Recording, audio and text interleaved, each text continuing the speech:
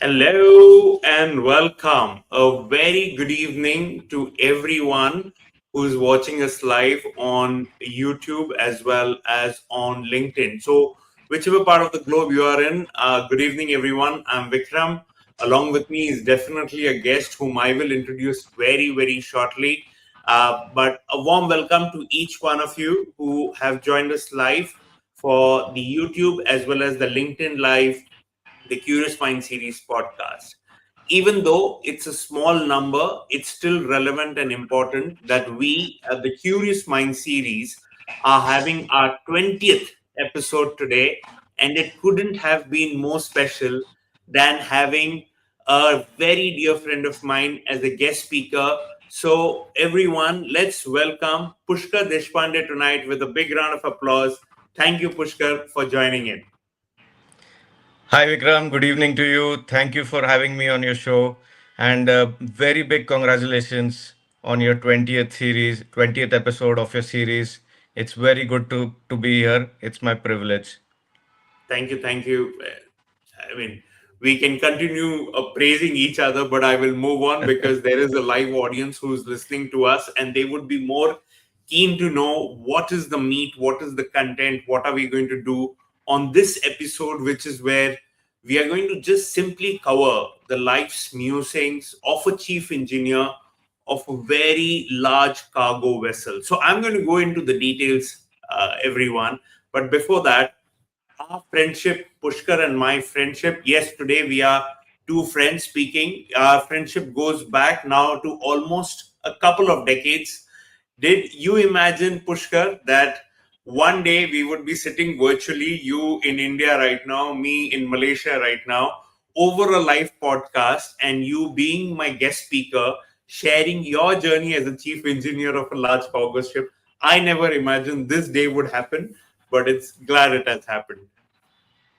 Vikram, let me put my thoughts forward.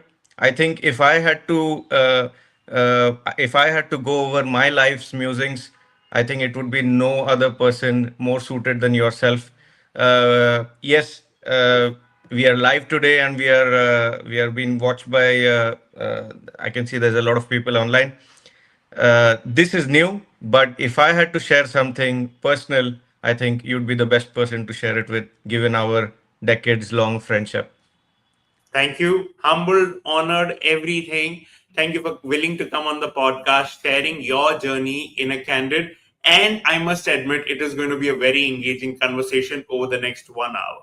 Now, as we begin, let me remind our audience, a lot of you are watching us for all these episodes, but to some of you who are probably new, the entire essence of the Curious Mind series podcast is going live in an unedited and an unfiltered format wherein I have only agreed on the topic with Pushkar and he's absolutely not aware of the curious questions which are going to come his way either from me or from any one of you out there. And you can type in your questions either if you're watching it on LinkedIn or on YouTube. You just have to type your questions.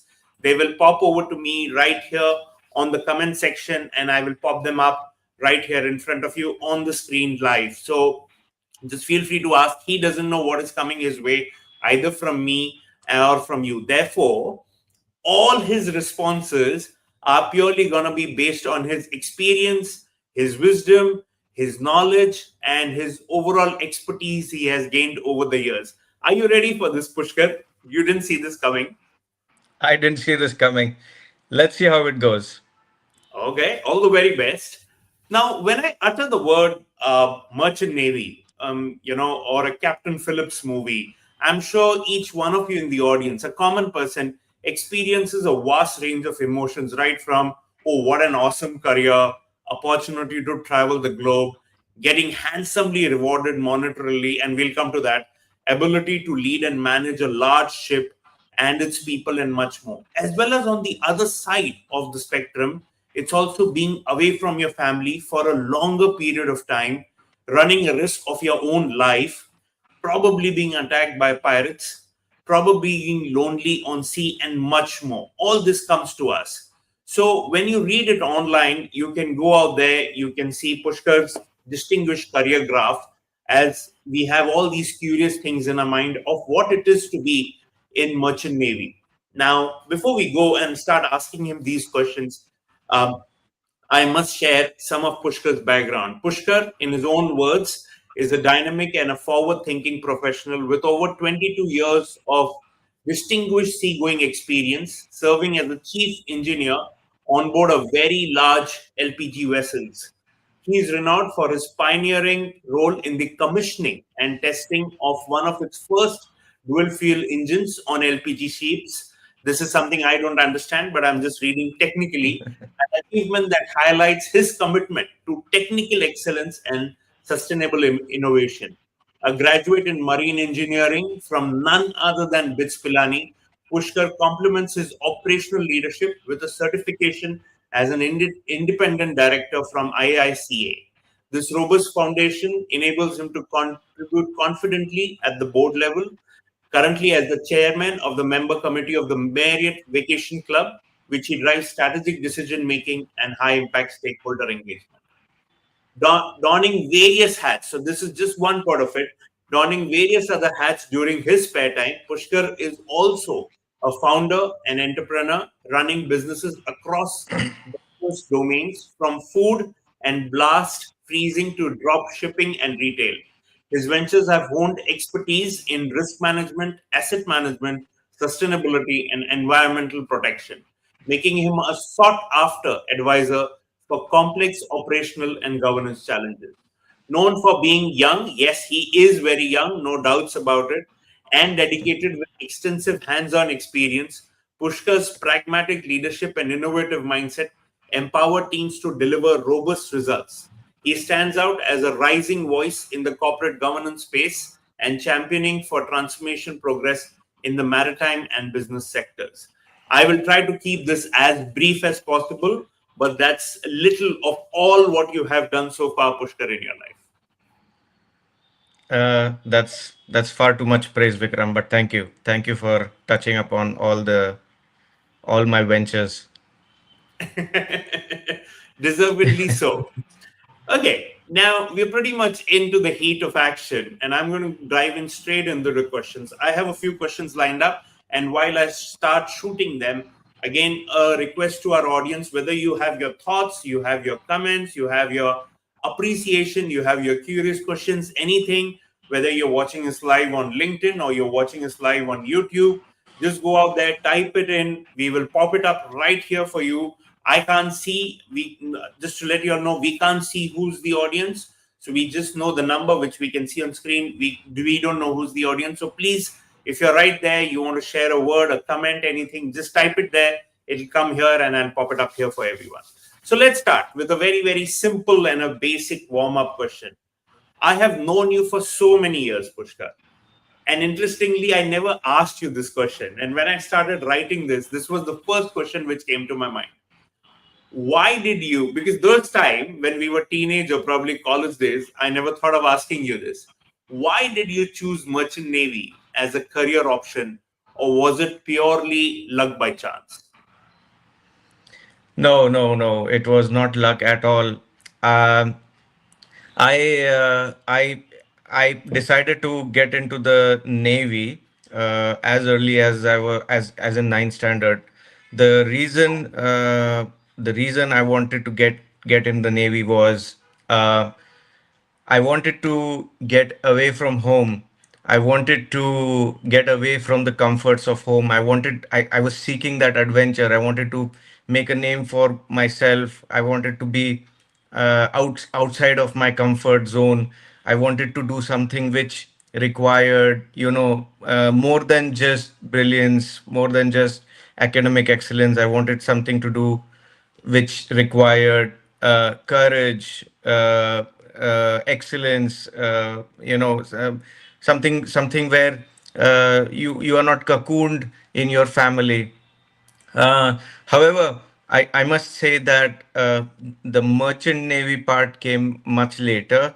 I was also thinking of joining. In fact, I was even called to join the Indian Navy or the College of Military Engineering and stuff like that. All of these roles were basically getting away from home. Somewhere in 10th standard in school, I developed an eyesight problem, which is why that is when it narrowed down to the engineering branch. Because if you know, uh, just as pilots, even naval officers who are on the bridge need to have a certain level of vision. Hmm. So I was never going to be qualified for that. Hence, engineering came to my mind, and which is why I was keen on naval engineering with the Indian Navy, or military engineering with the Indian Army. But finally, I chose the Merchant Navy. The reason was, I know there will be a lot of people saying that I'm fooling myself, but I did not know what the salaries were. I did not know what the ranking structure was. All I knew was there is a brand new college opened right very close to Pune, um, which I was keen to join. I wanted to experience the adventure. I wanted to travel the world, experience culture. And I think I've so far stayed true to that passion, even after 22 years. Wow, fantastic, fantastic. So today is the first time I'm hearing what exactly was the reason for you to actually venture into merchant navy. Very interesting, very exciting. Now, for somebody who wanted to move out of house, move out of the comfort zone, uh, what are the kind of sacrifices as a person in this profession you have to make? Now, this is general. I'm not asking sacrifices from you. I'm more keen to know, based on your network, based on the people you have interacted with, based on your experience, generally for somebody who's in the merchant navy space, what are the kind of sacrifices a person has to make? The most important sacrifice, it feels as though the most important sacrifice is to be away from your family, where your Hmm. family cannot feel your presence day in and day out. Hmm. That is the that feels like the most important sacrifice. But my own perspective is this: even if you're working in an 8 to 5 job, for example, nowadays the pressures are so much and the working times are so much, and even if you come back home, are you really able to really able to do justice to your family in that 1 hour that you get to spend with them? uh, uh, Other than this, what I might add is the relevance.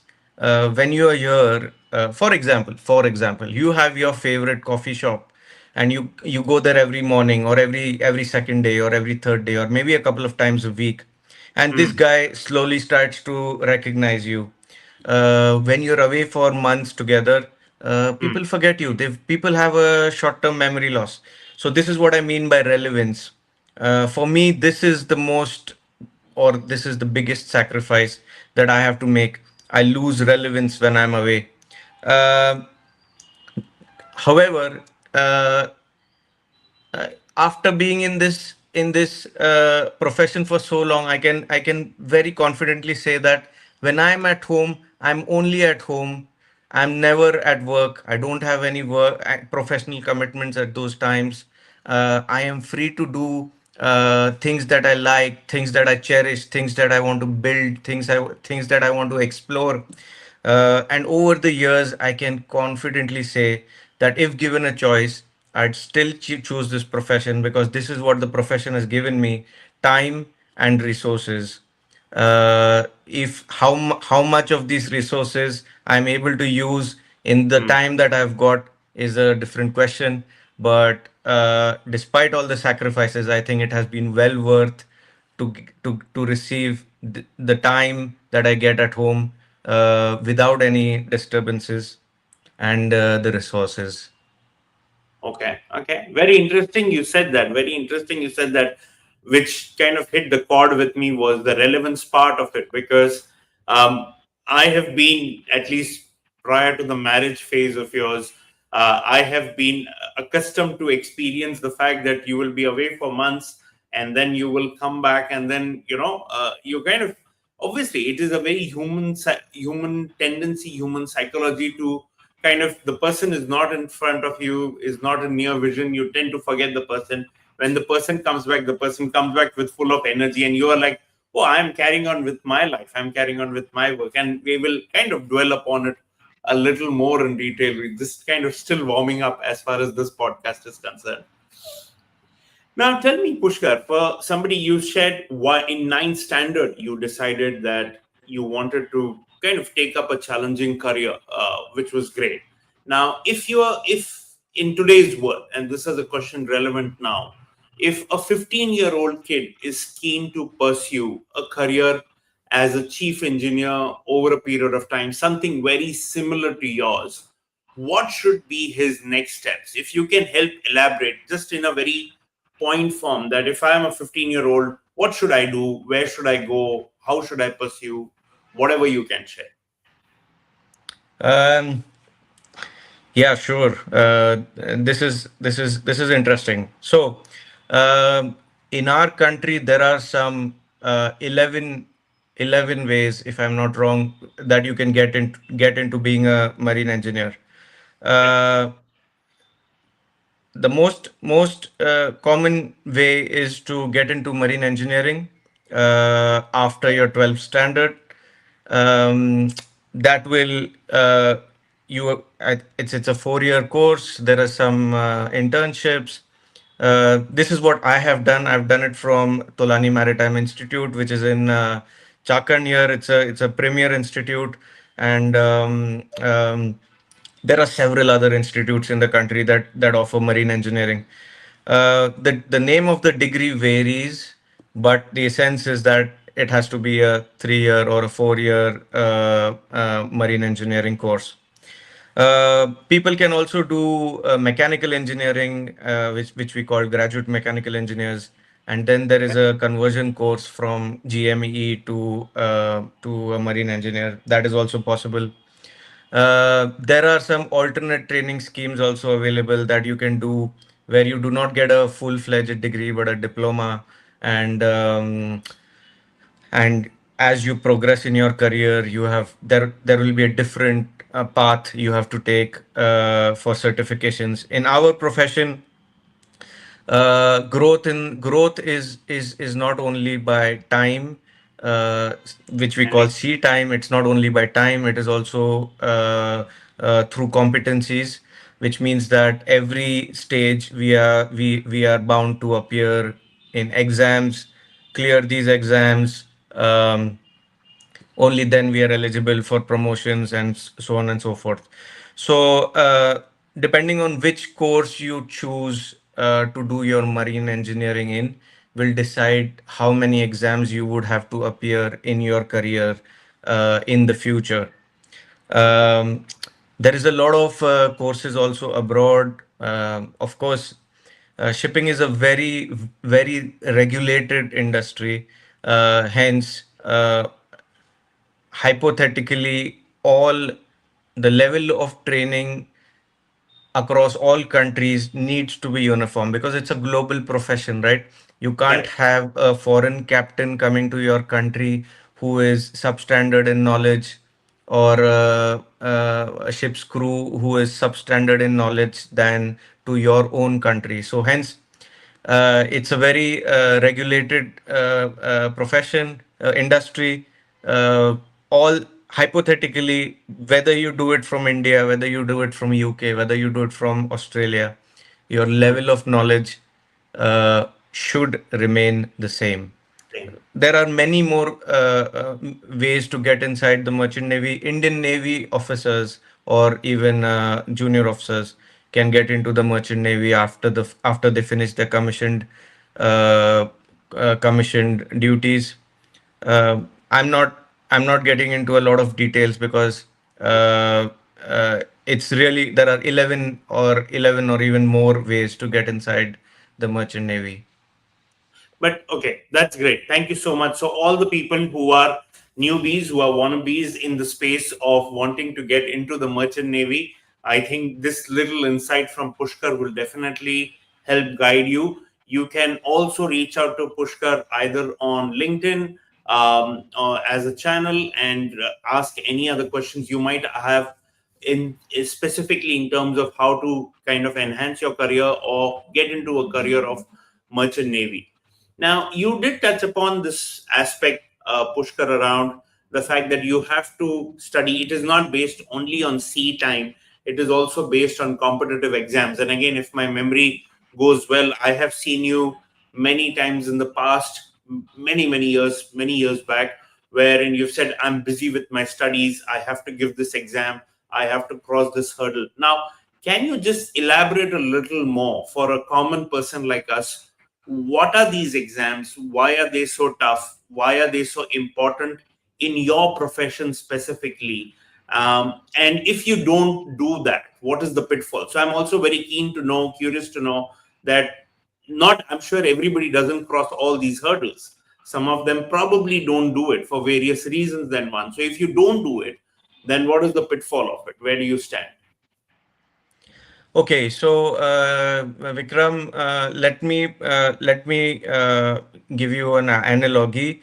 If your car breaks down today, yes, you have options. You have mechanics on the road. You have you know, tire repair people on the road that will assist you. You can always call for roadside assistance.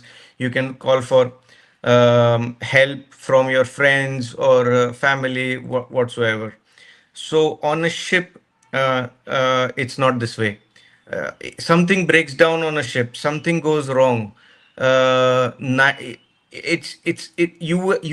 are basically on your own. You have to deal with that situation yourself.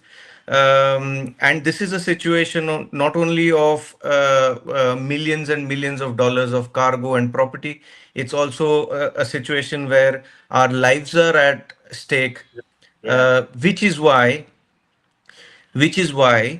a marine engineer and correspondingly also a navigating officer, there are generally two departments, they need to be proficient in a lot of subjects and a lot of uh, aspects.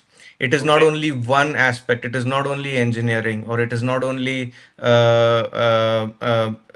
for example, theory. It is not only about electricity, it's about a lot of things. Life saving, it is also about firefighting, it is also about repair and maintenance, it is also about operation, it is also so every person on the ship is a technical guy, and at his level he needs to be proficient with a certain part of this big profession. Now, uh, uh, so also understand, on a ship there is one person to do one job. There is no two people to do one job. You will Hmm. get help, but if this person cannot do his job, for example, then it is going to add work to somebody else who also has his own Yes. job. Sure. So it's a hierarchical structure, and each rank has his designated duties, his designated job, his designated, which is why his designated knowledge base needs to be perfect. This is the reason the well, the knowledge and the skills in our job is so vast. It's so much in depth. We do not get any help when we are at sea and we have issues. So it needs to be very in depth. Very, it has to be very. I'd say it has to be very efficient, which Mhm. is why the career graph has been divided into various exams, various levels. As you rise up the levels, your the role that you play on the ship changes Hmm. from hands-on jobs to management job to more business, commerce oriented jobs. But at the core of it all is seamanship, that is absolutely hands on, that each person, whether you're a captain or a chief engineer, you need to know right through your life, as long as you're on the ship, those basic things need to be clear in your head. How you will react to situations, how you will control your ship, how you will manage your crew, all this is always at the back of our minds, which is why the exams Are to important as assess and accredit your knowledge. Okay, okay, that's awesome. Really great insights. Pushkar, there's a lot of talking happening from you. You are at the far end of the geography than I am. Please do drink a sip of water or something. That's a little cheers from me if you have a glass handy with you. And while I'm discussing that with Pushkar, the time is running really, really fast. If any one of our live audience, you have any thoughts, comments, questions to ask, please feel free to type them on YouTube or on LinkedIn, and we will be more than happy to cover it. But if you do not, fear not, I have more than enough in my arsenal to shoot at Pushkar at all point in time. Now, you mentioned about kind of scaling up Pushkar in terms of studying, in terms of taking it further. Um, can you give us a little, again, for a common man, can you tell us what are the different types of cargo ships, broadly speaking, and how is an LPG vessel, which you mentioned, different from some of the others? I know what is LPG, but then why it is, what I'm keen to understand is why it is different than some of the other cargo ships, and why do they carry such a high risk? So, if you can explain in a very common man's language. Yes, yes, definitely. So, any trade happening anywhere in the world, okay, unless it is between two landlocked countries, which again may not always mean that it is totally distinct from sea trade, because there is connections, there is multimodal transport. So any trade that we talk about, when we are transporting goods from place A to place B in a large quantity, we are talking about ships. So, what kind of cargoes are there? It can be your food grain, it can be your coal, it can be your iron ore, it can be your LPG, LNG, it can be chemicals, it can be jet fuel, it can be so many things. So, whenever you are talking about goods Hmm. that are not manufactured in your country, you are most likely talking about those goods reaching your country via ships. So, uh, uh, every type of cargo has a different type of ship. So there are bulk carriers that carry bulk cargo, which includes food grains, coal, iron ore, steel, stuff like that. There Hmm. are tankers, oil tankers, which carry crude oil, for example. India imports a lot of crude oil from Russia, as is in the news nowadays. So Hmm. all this crude oil is coming on ships to India. There is also product carriers where the products of crude oil like petrol, diesel, jet fuel, kerosene, all these is being transported. There are chemical carriers. Um, Carry chemicals, polymers, ethylene, vinyl chloride, all of these can be carried on ships. Uh, some of the most advanced ships are, however, the gas carriers. Now, the kind of gases that are carried in the sea are LNG, Hmm. LPG, Hmm. ethylene, uh, vinyl chloride, ammonia, ethane, so much and so forth. Okay. Or whenever you're carrying gas on a ship, it's already a more complex setup than all the other kinds of ships, because gas is not carried as a gas, it is carried in liquefied form. To keep Mm-hmm. it liquefied, there is a lot of machinery, there is a lot of technology, which is why When I say I'm a chief engineer on an LPG ship, it means that I am trained to work on an LPG ship, and this is my core domain. There could be chief engineers of LNG, there could be chief engineers of VLCCs, Hmm. which is very large crude carriers and stuff like that. So I'm just going to add this bit that it's not economical for cargo to be transported in small quantities. It's just economy of scale. Just like Hmm. you club all your Amazon orders into one box and Hmm. Hmm. request one delivery, which is why ships in general are huge transport vehicles, and everything on a ship is huge. Hmm. Uh, so when I said very large cargo ship, it's because I work on a very large gas carrier, something like 93,000 cubic meters of gas. Oh, wow. 93,000 cubic meters of gas, something like 45,000 tons of weight And that's high of the risk. ship. That's high Um, risk. Uh, Interesting question, Vikram. So this is the thing. Gas carriers, by the virtue of their cargo, are Hmm. are so risky that they have been made safe. So it's ironical because carrying gas is very dangerous.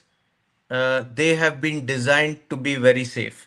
So of course we have to be good at what we are doing, and we have to take all safeties in mind. We have to follow all procedures. But when all of these things are followed, a gas carrier is probably one of the safest places to be.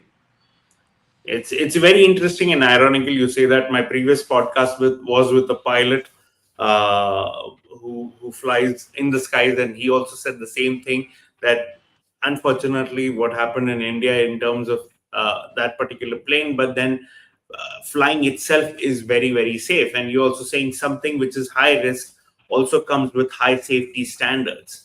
Very interesting you say that. Well, I have a lot of questions, Pushkar, but we have somebody who is asking, Shrikant is asking, are there different sub courses one is supposed to take for the specific skill sets on ship?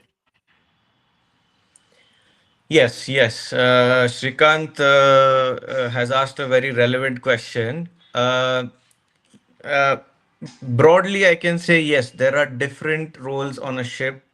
First of all, as I said, there are two major departments on a ship. I'm talking about a cargo ship. I will come to passenger ships in just a short while.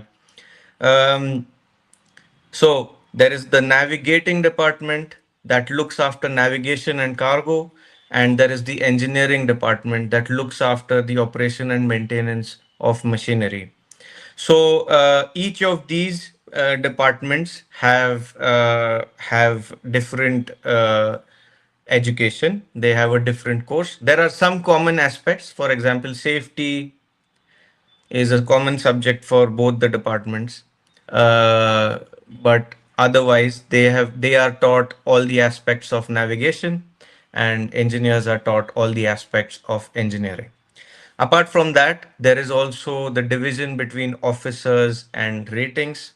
So there are some nine, or I mean, it could be different depending on the size, depending on the company, but there are usually uh, 9 to 12 officers on board and some 15 odd ratings on board. So again, the level of education and the subjects, the courses differ for these two. Apart from this, there is also a very special person on board who is called the electrical officer. His study is totally different because he is looking mainly after the electrical systems. And there is again the most important person on the ship whose education is way different from every single person on the ship, and he is the chief cook. Because obviously he is Again, let me remind you that even if he is a chief cook, he is fully trained in safety and contingency measures, but Mhm. then he is not trained in engineering or navigation. His is a totally different um, Yeah. education system. Okay. This is about cargo ship. On a passenger ship, there may be more people and more varied jobs. For example, entertainment manager, hotel manager, HR, stuff like that. But if you look at core shipping, if you look at the core profession, this is how it stands as of today. Okay, okay, that's great. Thank you for the insights, Pushkar. You went quite deep into that specific one. Srikant, we hope that answers to your question. If it does, do give us a thumbs up or something. I know we are live right now. But Srikant, while we were answering to the previous one, Pushkar, Srikant had also another question, which I'm just going to pop up right there.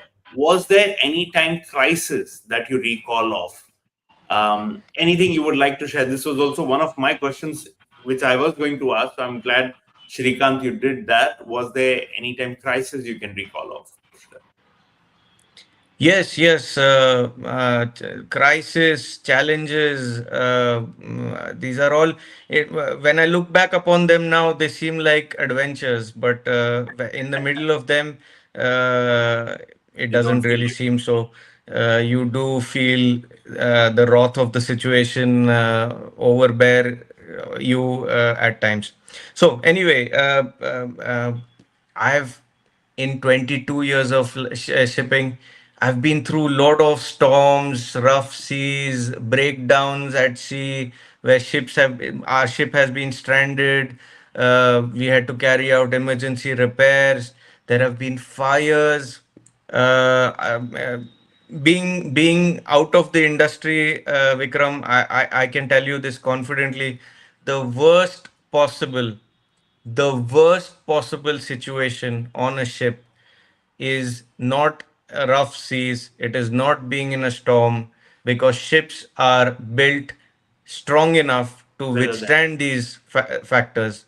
The worst situation is a fire, because there is nowhere else to go, and a fire can quickly engulf uh, the ship. It can injure people, it can even go right up to the extreme. And as we discussed earlier, we are carrying 30,000, 40,000 tons of LPG, just imagine.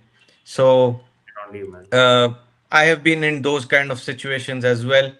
But if I had to really, if I had to really recall one of the situations which was very, very serious, it was, it's a bit technical, but I'll just put it in very simple words. It was when we were not able to keep the gas on our ship in liquid form. We had failures, and we were unable to keep the gas in liquid form, which is why we had to let go of some gas. And the losses ran into hundreds of thousands of dollars, uh, maybe 4 or 5 hundred thousand dollars. Professionally, it affects me the most, because this is what we have been trained for, to keep the cargo safe, the ship safe, the people safe. However, in that situation, there was nothing we could do, and we were just managing, uh, like, in a uh, very narrow margin of safety. My God. Hats off to you guys. Okay, hope that gives you an example, Shrikant, in terms of a crisis recall. I'm going to move on. There was, I don't know the name, so I'm just going to pop it up. But Phoenix from on our YouTube live says, and this was a question I was going to ask in the end, but he's asking now, so I'm going to pop it up right away. Pushkar, how attractive is the merchant navy as a career? I think you touched upon it, but what are its pros and cons? Yes, yes, Phoenix. If I may say your name, merchant navy as a career is in my opinion, even to this day, a very attractive proposition. Let me break it down. Uh, I already spoke about the cons. You will be away from your family. You will not be there at all times that the family needs you for. So if there is a wedding in your family, you may probably be absent. If there is an illness in your family, you may probably be absent. So if these things are important to you, then clearly there will be some sacrifices required. um, there is also the fact that you will be alone at sea. There, we are a crew of 22 people on board, so we socialize and we do some small activities. But of course, you can't have your friend circle here. You can't have your relatives. You can't have your weekends and stuff like that. So these are the sacrifices. I should also tell you that the merchant navy. I don't know if you're going to call this a con. I personally think it's a fantastic thing, but I will still say uh, it's a job that requires a lot of hard work. It there is one person for one task on a ship. So if you're not hardworking and you're not able to deliver that job, it's clearly that you're going to be a liability on a ship. So again, it's if you are a hardworking person, then this cannot be called a con. It will actually be quite the opposite. Having spoken about the disadvantages, I will come to the pros, and this may take a little while longer, Vikram, because there are so many. Sure. First thing is you are going to be a professional uh, wi- who who is judged based on excellence. Like I said, there are exams, there is seat time, there is your appraisal on board. It depends a lot on your own skill set, on your own management, on your own knowledge, on your own attitude. So you are going to inculcate those values inside you for lifetime. Even if you quit the merchant navy at some point of time, you have been made a resilient person who is able to handle any situation at sea based on his knowledge, his skill, and his attitude. So I think that is a very good takeaway from this profession. Okay. Apart from this, you can say it's a rewarding job. The salaries are not so bad. You are able to afford a good lifestyle. You are able to make some good planning for your future life. Maybe you can think about your pensions. Maybe you can think of your dream house. uh, that is one of the advantages of the profession. Travel travel is it is I personally think travel is the most important thing that this job gave me. And I've been so lucky, Vikram. I've been able to travel and see places that you would not buy a ticket to go to normally. I also must add that nowadays, because of technology, because of the pressures of commerce, because of the business mindsets, uh, you are uh, you are not able to see a lot of places or visit a lot of places, but whatever few that you can, they are so nice. They are such nice experiences. They take you across cultures, food, music, so good. So again, one of the pros is travel. I have also met some very interesting people on ship from different countries. So if you can call that one pro, it is. I learn a lot from so many people from so many different countries, different perspectives, different cultures, different practices, different traditions. It is so interesting. Um, uh, Having said all of this, let me come to the two most important things that I had mentioned before. One is time. Time. Which profession gives you time, so much time at hand? You are at home doing practically nothing for half the year. and you can do anything. Do you have passions? Do you have hobbies? Do you like to trek? Do you like to listen to music? Do you like to make music? Do you like to I don't know, build something? Do you like, all this is possible, so much possible while you're working here. It can even give you enough time to start a business. It can even give you time to start your own startup. It can even give you time to invest in some venture. I think time is the most valuable takeaway from this profession. As you know, Vikram, I've also tried my hand at business. I'm also trying. I'm also now hoping to get into strategy at director level. Um, all this is possible because my job gives me that time and mind space to think about something else. And the other thing is resources. Again, I said it's a well paying job. Hence, if you can use these resources to secure a future for your family, for your children, for yourself, maybe think of an early retirement with prudent investments, this profession will make you, help you do this. So, in a single sentence, is merchant navy an attractive career? I would say a vehement yes. Wow, absolutely yes. A very, very loud and roaring yes from Pushkar. I think that hopefully answers to you, Phoenix. That was really nice. It kind of made me feel, Pushkar, if I was with you 22 years back, probably I would have taken a plunge into merchant navy, but never mind. That's a story for another day because I was never into engineering. I know myself so very well by now. So glad I didn't. I could have probably been not as successful, and I'm really glad for you. You touched upon an aspect, Pushkar, which I had in my questions also. Now, there is this feeling that when you're in merchant navy, you make a lot of money. Now, I don't want to know what's your salary. I don't want to go into those details. But can you give a ballpark figure as to how much money is a lot of money?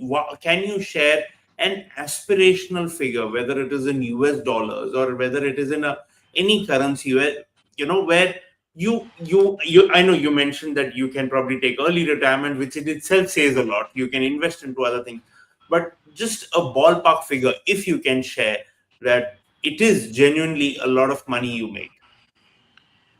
No, I wouldn't put it that way, Vikram. I'm sorry to correct you. There's not a lot of money. Okay. It's not important to look at the figure. It is important to look at the ratio. Okay. Hmm.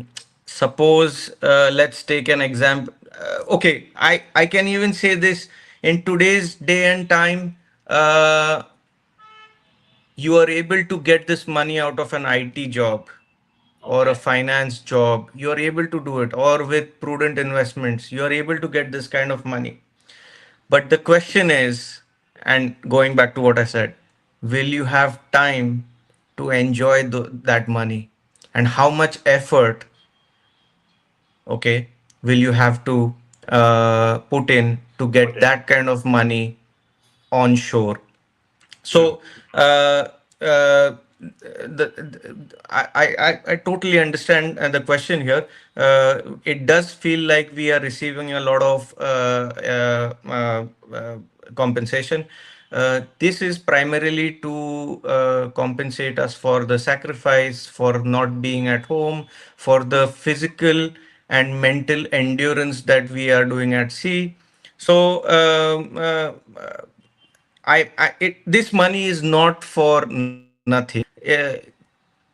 If somebody asks me, Pushkar, what is your daily working hour? I will say it's an 8 to 5 job. But that is not really being honest, isn't it?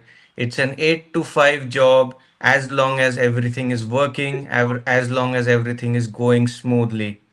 True. Uh, if something breaks down at sea, I'm the chief engineer. I'm the Hmm. person responsible for this. And I can tell you this, there is no day, there is no night.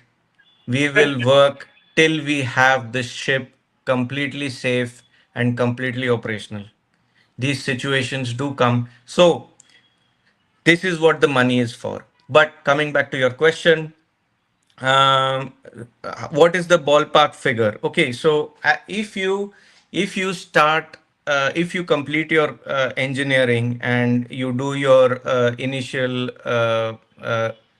level as junior engineer or cadet, you finish your C time, come back, do your exams, and go back to sea as an officer for the first time. Hmm. I would say maybe a 30 or 40,000 rupee salary is very realistic. It is much more in different companies. It is much more on different types of cargoes, uh, stuff like that. But that is where it starts. Even as cadets and junior engineers, a 20 or 25,000 rupees salary is not unheard of. This is very conservative, but Can be. just to give you an idea. Um, uh, I'm not going to say how much the top guys will earn, but I want to bring your attention to this ratio. Suppose a guy at shore, okay, working in an IT job, for example, takes let's say 1 crore. Wow, that's high. Okay. Just for an example, to make the calculation simple, Vikram. Suppose Sure. he takes home 1 crore in a year. Okay, you have to take 35% out of it as tax, even 40% for that matter, because when you're earning this much, obviously you're Sure. spending that much, and that is the taxes, that there will be higher taxes that you're paying. Okay, so 35% of it is gone. So if I have something like 65 uh, Like. l in my hand, I can easily say you multiply it twofold, and that is how much a senior officer will get for the same time, because uh, we are working only half the year. We are doing contracts, we are doing trips which are 3 months to 4 months. So if you look at the ratio to get to that figure that a IT professional earns, we have to work half as much. And if you're working on a foreign ship, you are basically exempted of tax. Of course, there are requirements. I'm not going into the technical details. There are Sure. requirements. If you are able to be in that category where you are exempted from tax, it's a considerable saving. Wow. So uh, the amount of money versus the amount of time spent at work is the key figure that you should remember. It's fantastic, to be Thank you. honest. Thank you. No, thank you so much. I mean, one, I'm really glad that you corrected me, because I was speaking on behalf of a common person who says it's a lot of money. So I'm glad on that. And what I really like much more than that was the analogy you kind of brought to the table of saying this is what a person in the tech space will earn. This is what, for the time spent, a person in merchant navy would earn, and it's good enough as a ballpark figure in terms of what you shared. So fantastic. That was really, really great insight. Now, before we move on, and I have a question on risk, because we were talking about that, but we have somebody we know very well and common between us. Hi, Neha. Hope you're doing well. And I'm glad you're watching us live. Very interesting you to ask. How do you handle a medical incident on board? Very nice question. Neha, to be honest, I didn't have it in my list at all. So I'm so glad you have asked it. Yeah, actually, she's asked a very specific question. Usually, the question that comes out of people is, "Oh, you must be having a doctor on board." Hmm. Well, the answer is no. We do not. We do not have doctors on board. Again, if it's a passenger ship with hundreds of passengers on board, definitely they will have a doctor on board. But on a cargo ship, there is no qualified doctor. But all the seafarers and especially the senior officers have been trained to deal with medical situations. Wow. Okay. So basic medical situations can be dealt with on the ship by us, by our own people, and we have done it in the past.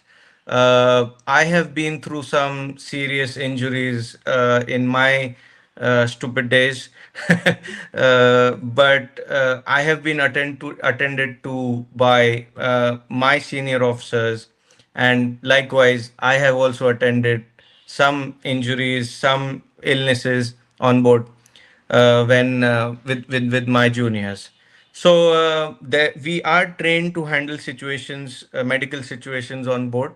We also have equipment. We also have training. We also have refreshment courses to refresh our knowledge about medicine because it is not our core profession, right? So we need to refresh that. Apart from this, we also have something called radio medical advice, Mm-hmm. wherein we can consult a doctor on radio. Like nowadays, it's phone or internet or whatever. That service is a paid service, and they will tell us exactly what to do. We carry a full apothecary in on board, which means a medical board. There is a lot of medicines on board, narcotics, even they're very strictly controlled, even, and we are able to administer them should a situation arise. Nice. Okay. Of course, when the ship is at port, there is always the option of sending the colleague to a shore doctor, but mostly at sea, it is us. Oh, very interesting. Now, I'm glad, Neha, you asked this question, not something which came to my curious mind, and I'm glad you asked it. And it also showcases the level of details you have to go into, how much you have to learn being in this profession, which is makes you so much of an all rounder more than anything else in terms of understanding. So, which is excellent, awesome. Thanks, Neha, for asking that. Now, moving on to another question. We spoke about risk, and we all, including me, I have seen this movie multiple times. I love it. I love Tom Hanks. So we've all seen, I know you have seen Captain Phillips as well. Now, his performance was awesome. The movie was very well made. It was based on a true story. Now, when you go on a cargo ship or on a big LPG vessel, do you also fear of the fact that you might be attacked by the pirates, or has that happened, or how would you handle with that situation? Yes, yes, Vikram, it's a real threat. It's a real threat, and it is very much a situation that we have to handle um, nowadays. Um, if you take away the disturbances in the Middle East that are happening today out of the picture, uh, these situations are really beyond anybody's control. And because of the helplessness, the commerce lanes are severely restricted through the Red Sea now. They're all going around the Cape whenever possible. All trade has been rerouted around the Cape of Good Hope, which is the tip of Africa. But if Hmm. you leave this particular situation, which is for the last 1 or 2 years, out, then the threat of piracy in, for example, in and around Somalia or in and around Nigeria, in and around Ghana, in and around Singapore, has been real, and the way these pirates operate is different for different places. I would say one of the most serious situations was in Somalia a few years ago. It has been tackled now. If you ask me, the incidents of pirates boarding a ship and taking it hostage have actually reduced, but they have not like totally gone away. Even today, you do hear pirate boats attacking ships to board them, to hijack them, and stuff like that. Uh, I can say one thing, that a merchant vessel will never carry any arms or ammunition. Okay. We are not armed people. There are things that we can use as arms, and there are practices that we can implement to deter the pirates, but we do not have any arms as such. Whenever the threat of piracy looms very heavily on the ship, the company also uh, is able to hire external armed agencies to be with that ship for that duration, so that in case there is any untoward situation, they are able to uh, how can you say, scare the pirates away with warning shots. In worst case situations, they can even fire at the pirates. Mm. There are lots of practices, stuff like that. These things have actually happened with us several times with me, in fact, and it is scary. It is really scary, and I know people that have in the past many years ago been hijacked, and their ships have been hijacked with the entire crew, and it's not a very pleasant situation, to be honest. Uh, it's not a story that I will be very happy to share. So yes, this threat is real. It is, you can call it an adventure. It is very much present in the country, in the world today. We have just learned to deal with it. Oh, nice. Interesting you say that.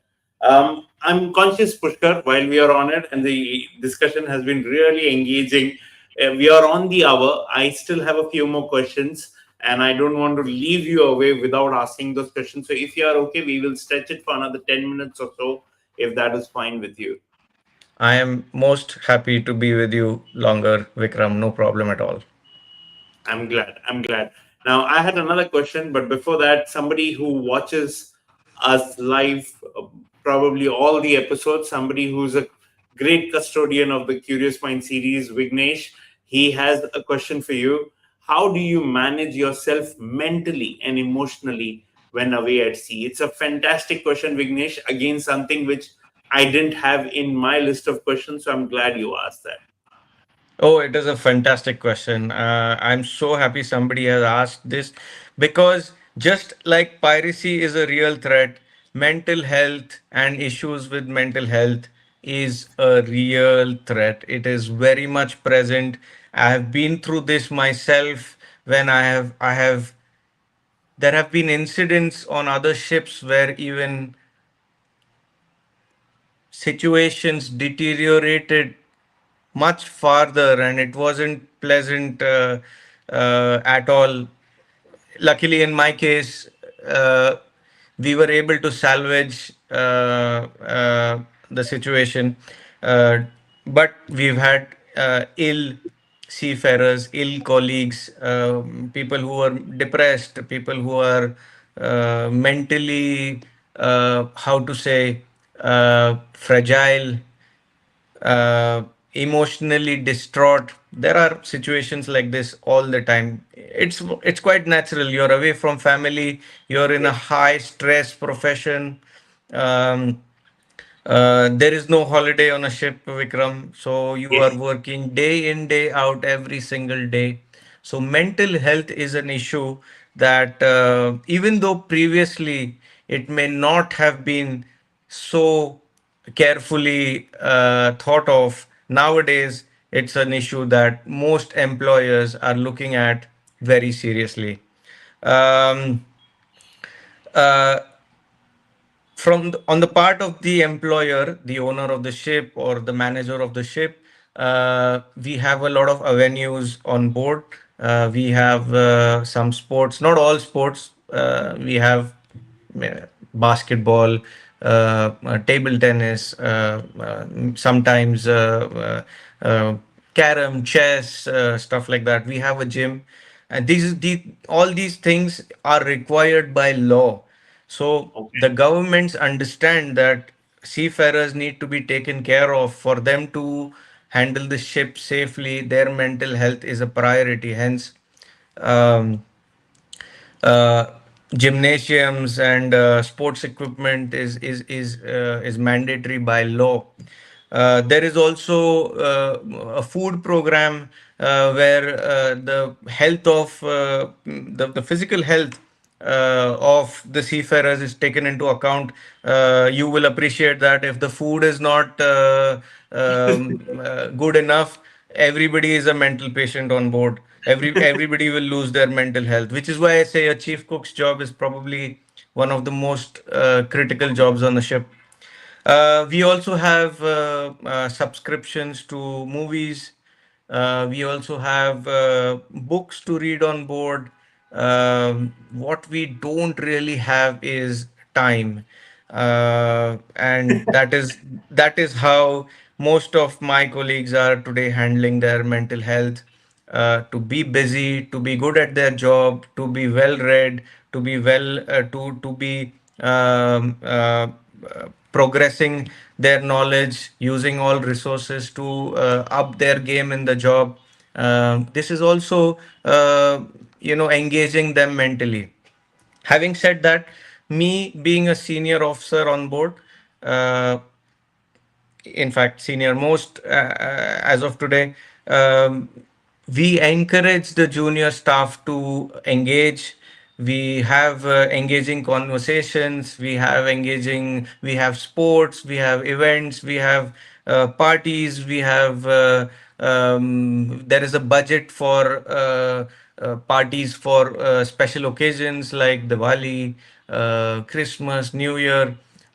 So there are all of these things as well. Uh, on the reactive side, there are also counselors available. The company provides counselors. You can always call them and talk to a counselor. There are chaplains available. There are seafarers missions available on port to who you can go and have a chat. Uh, so there are avenues. Uh, uh, the thing about a physical illness is somebody else can diagnose a physical illness, but mental illness grows inside you silently, and Yes. if you don't take the first step, you are not able to remedy the situation, which is why uh, it's important that you should come with a positive mindset and you should seek help. You should do everything that is necessary to to safeguard your mental health. Just a small, very interesting incident that has happened with me. 2 o'clock in the morning, I get a call from one of my juniors. He says, "Chief, can I speak to you?" I said, "What's wrong? Which machinery is broken?" No, Chief, it is not about machinery. I just want to talk to you. There is a situation with my family, and I need to ask you for your opinion. Guess what? I am there handling his mental health, despite not being qualified, despite not being an expert, but just having that tete-a-tete with him and listening to his With him. stories, listening to his Okay, looks like we've lost you, Pushkar, a bit. Are you back? I am back. I am back. Okay, great. Well, that answers to you, Vignesh. I'm pretty sure it's a tough space to be. It's a highly pressure situation job. I can imagine that. I think a lot of jobs are, but yes, handling mentally, being in a good mental and emotional space, I think also plays a very important role of how you kind of cater to your family, how the family caters to you while you're away at the sea. Um, Conscious of time, but I'm going to go into an exciting question next. 22 years counting in this great profession, Pushkar, also becoming a chief engineer. You just mentioned you're the senior most on your ship at this point in time, still very, very young. What lies ahead of you or anyone similar to you in your space in terms of career, in terms of life at this point in time? Uh, Thank you for asking this question, Vikram. Uh, as of now, I still find going to sea lucrative in the sense that, as I told you, I have my own calculation. I think no job can give me the time to do all the things that I do at home. I'm a person with a lot of interests and a lot of co-curricular involvements. So I still find this profession very lucrative. However, as you said, conscious of the fact that now I'm looking at the dusk of my career, at least the merchant navy career, and I need to start planning for when I will start getting tired to go, or when I may not be physically uh, uh, uh, Capable. 100% to take up a new assignment. Uh, I am looking at the things that are very dear to me. I am looking at changing those things in this world. I'm looking at steering business and commerce in a direction that is responsible, that is sustainable, and that is going to ensure a better future for our next generations. And the only way to do this is to get into strategy. Mhm.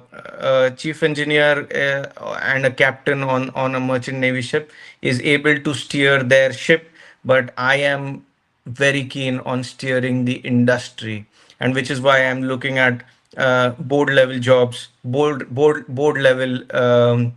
Opportunity.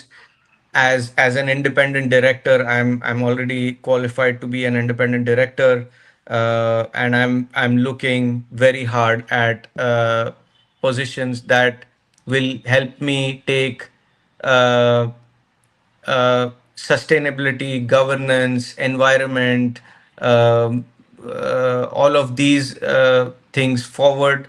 I would like to participate. I would like to create something new. Uh, I would like to influence today's business world with a new age philosophy. I want to get there early so that I can influence better strategy, better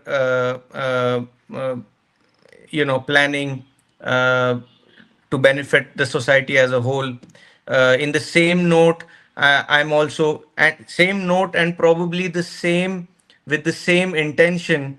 I also want to mentor startups. I also want to uh, um, build something amazing that will change how the world operates.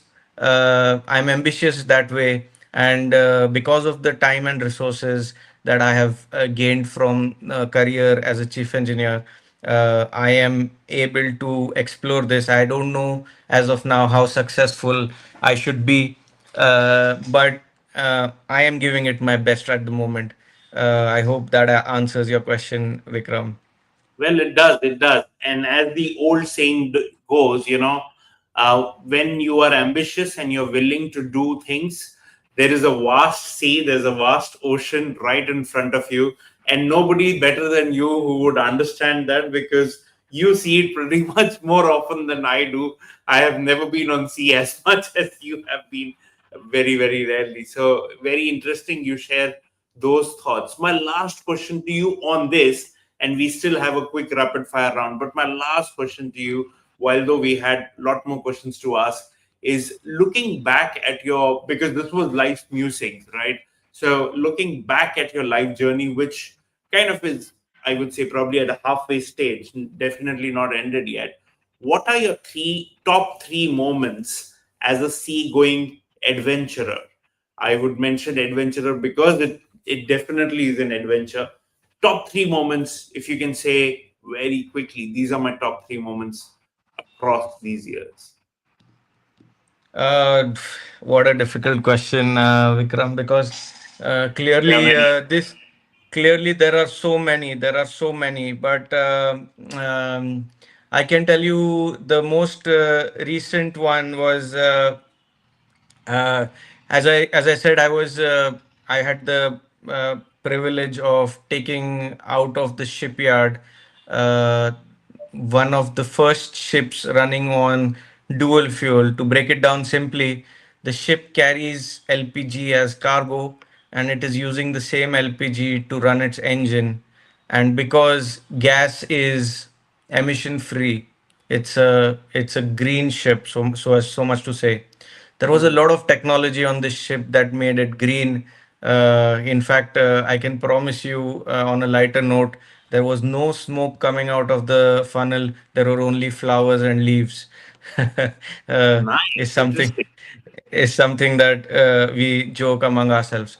So when I was taking over this ship, the technology was so nascent, and it was not entirely stable. Uh, there were, see, and nothing on a ship is small scale. Everything is large scale. So there were a lot of parties involved in this: the ship owner, the ship builder, the engine builder, the ship's crew, the charterer, who is the owner of the cargo, the flag state where the ship is registered. So many people involved, and I was right at the center of that limelight, trying to commission this technology, trying to test it, trying to make it work. We had a tough time, Vikram. We had a real tough time, and finally it was my time to go home. And the chief engineer who would replace me was already on board. Hmm. And that morning, just when we were just when we were reaching the port where I would normally get off and go home, we were able to run the engine on LPG, and I was able to show the person who was relieving me that yes, it does work. So I remember that day and morning very, very distinctly because it was such a high point. I had personally given in so much of myself to this, to making this happen. And to be honest, every person who was involved in this process has given me my appreciation, and I'm so grateful that for this opportunity.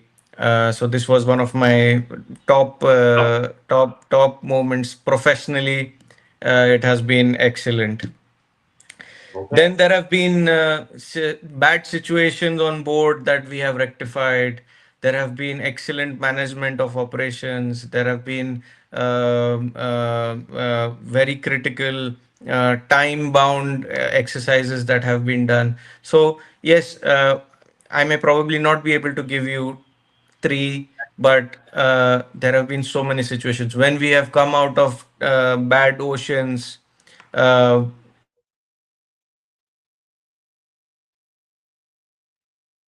I think there's a bit of a network lag out there. Am I audible now, Vikram? Yes, yes, yes. You've come out of bad ocean now. Yeah. So I recently handed over my ship to a new owner, and after having worked there for 1 year, I I prepared the ship to be handed over to the new owner. So that was a bit of an emotional moment as well, where Mm. you worked on this ship, you worked hard to get it up to standards, and then it's just part of business. You're just handing it over to somebody else. Uh, I was happy that our team did an excellent job, but I was also a bit sad that we are letting go of the ship. The ship becomes your home, as you can imagine. It becomes your home. It is the place where you have lived for the last 1 year. Uh, that was one of the moments that I can think of. Nice, very interesting, very touchy, quite emotional, I can imagine. The reason I can tell you I can imagine is as an HR person, I have, you know, that I've played instrumental roles in building a legacy, building framework, building culture, building processes.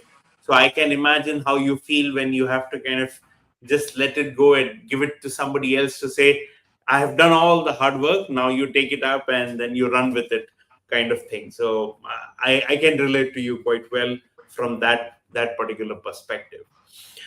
We've come to the end of the questions. I still had four, five more, which I think, conscious of time, we've gone way beyond the time. But there is a very interesting round which is called the FRFR round, which is the fun rapid fire round, and it is only five questions I'm going to ask you. My son, whom you know well, has written two out of those questions, so he's definitely said that. Please ask Pushkar these questions. So I am going to ask you those Amongst these five, two are from him.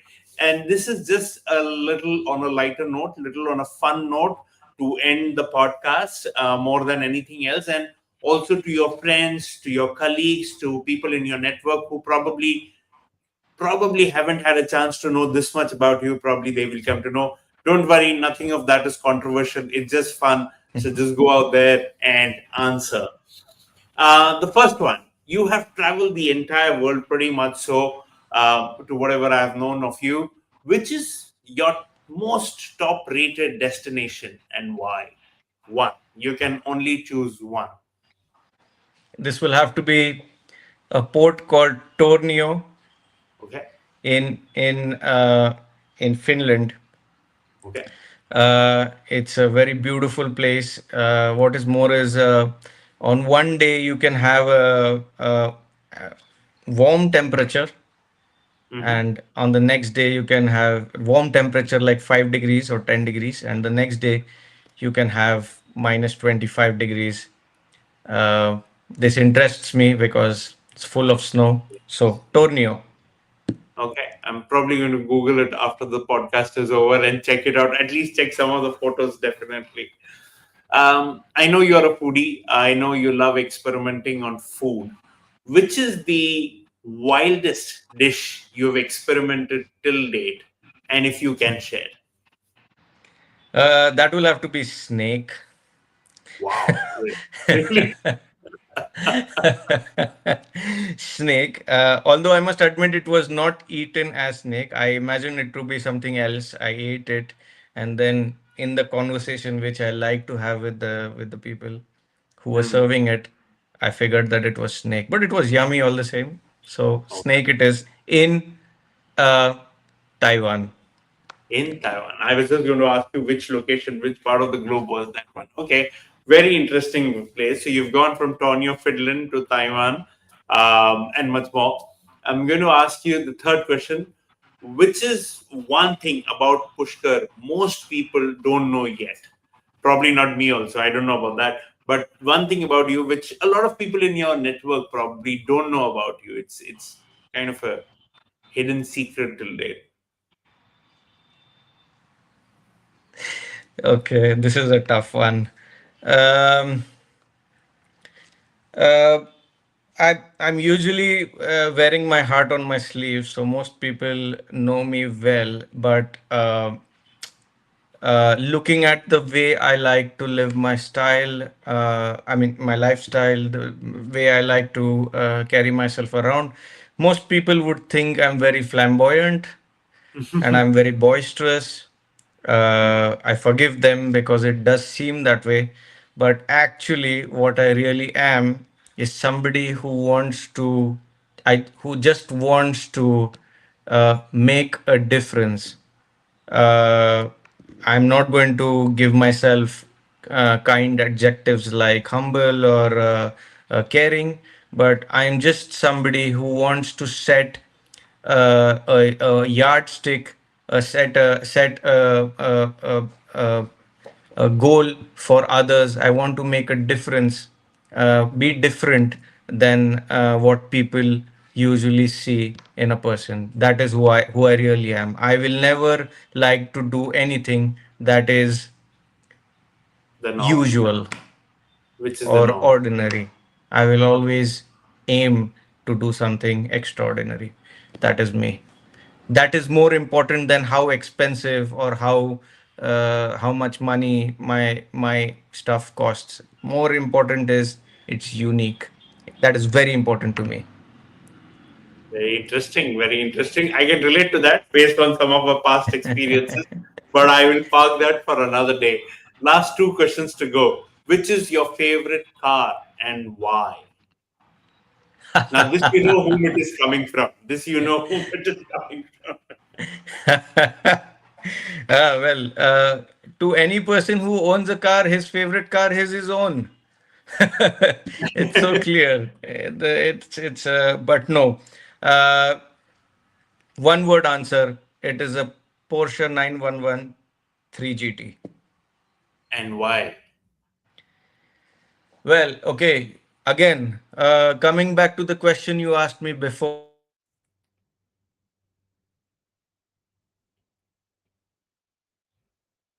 We lost you again. I think Uh, I'm I'm yeah, assuming yeah, you can hear me now. yes. Yeah, it is not flashy. It is not to prove a point. It is just pure performance, and it is different. It has been made like it's not a new car. Probably the last 50 years it is looking the same, but it does what it does still the same way extraordinarily, which is why Nice. it is my favorite car.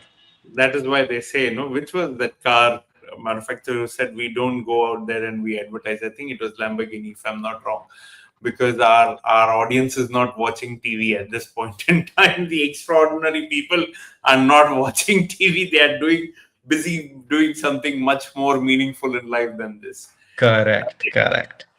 Interesting. Last question. Who is that one person you idolize in life and till date, till today, and why? Uh, the person that I idolize is, it's interesting. I have two. Yes, Um of course. the first person that I idolize is Roger Federer. Yeah. I'm not an idol worshipper, Vikram. I don't have posters of Roger Federer in my house, or I don't Mm, have I don't have the posters of Fernando Alonso in my house, or Lewis Hamilton mm, in my house. I admire Roger Federer for his strategy. I like the way he thinks. I like the way he executes his game with finesse. mm, Um, he's not a power game. It's very difficult. It's very easy to defeat somebody based on higher power, based on muscle. But Roger defeats him mentally. It's a mental game. He's playing chess over there with a tennis racket, and that is mm. why I admire him. He plays the person mentally. I think he's an excellent sportsman. He was, and we've been in a generation that is so lucky to have watched him. So Roger Federer is one of my top idealists, to top idols. Um, I'm going to go uh, a little mythical here, Vikram.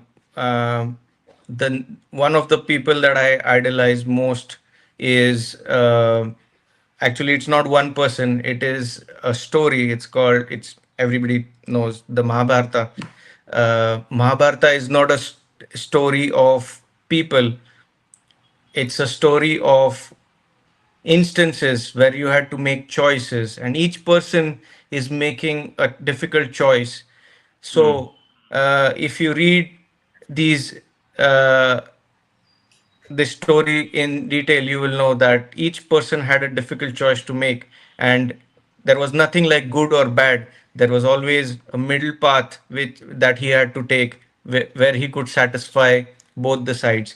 And if you look at Mahabharata as one person who had to choose between the devil and the deep blue sea, then that is the person I idolize. Uh, I think every person on this planet has difficult situations, has difficult choices, and it is a great inspiration to learn from the teachings of the Mahabharata. Excellent, excellent, lovely. So, right from strategy, idolizing to learning lessons from in a mythical way, and definitely from somebody we all have adored across our lives. So, great, absolutely great answers. We have gone way beyond in terms of our time.